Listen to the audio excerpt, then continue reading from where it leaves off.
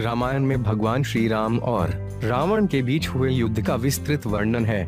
युद्ध में श्री राम ने रावण का वध कर दिया था और लंका का शासन विभीषण को सौंप दिया था।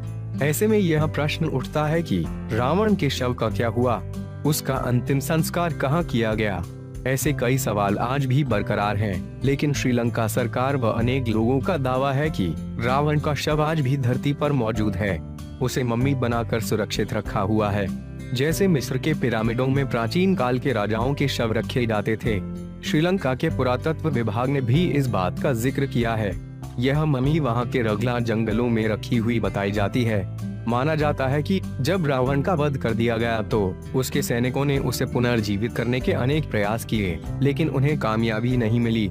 वे अपने प्रिय राजा का शव इसलिए जलाना नहीं चाहते थे क्योंकि उनको उम्मीद थी एक दिन रावण जीवित हो जाएगा। इसलिए उन्होंने शव को सुरक्षित रखने के लिए विभिन्न रसायनों का इस्तेमाल किया और उसे मम्मी के रूप में रख दिया।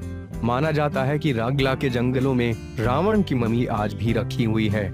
यह काफी घना जंगल है जहां अनेक हिंसक पशु रहते हैं।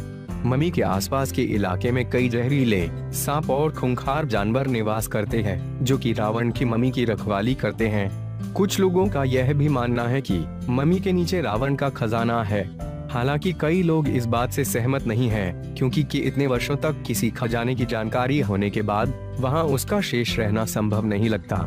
रावण बहुत ज्ञानी और पराक्रमी था। माना जाता है कि रावण की मम्मी की लंबाई करीब 18 फीट है। रावण का शव जिस ताबूत में रखा गया है उस पर एक खास किस्म का लेप लगा है, जिससे वो ताबूत हजारों साल से जस का तस है। इसके अलावा भी श्रीलंका में रावण से जुड़े अनेक प्रमाण बताए जाते हैं। श्रीलंका के लोग अपने पूर्वजों से ये बातें सुनते आए हैं। हो सकता है कि इनमें कई बातें विज्ञान की कसौटी पर खरी न उतरे, लेकिन वहाँ के लोगों की अपनी मान्यताएं हैं और मान्यताएं प्रायः किसी वैज्ञानिक कसौटी की परवाह नहीं करती।